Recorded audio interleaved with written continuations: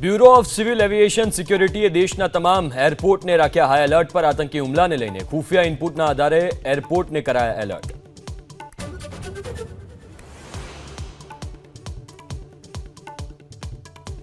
ફોરેસ્ટની જમીન પરના દબાણો હટાવાયા। કચ્છના અબડાસામાં કુણાઠિયા અને ભાંચુડા સીમ વિસ્તારમાં 600 હેક્ટર પર વાવેતર કરાયું દૂર।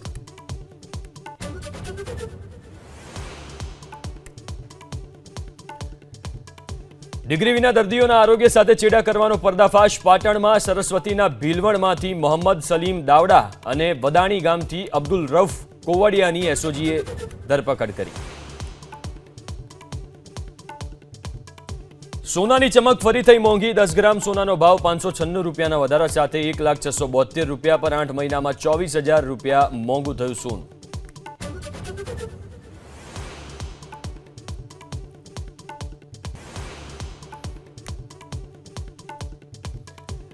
આજથી બદલાયા દેશના કેટલાક મંત્રાલયના સરનામા। દિલ્હીમાં કર્તવ્ય ભવનનું પ્રધાનમંત્રી મોદીએ કર્યું ઉદ્ઘાટન। ગૃહ અને વિદેશ સહિતના મંત્રાલય શિફ્ટ।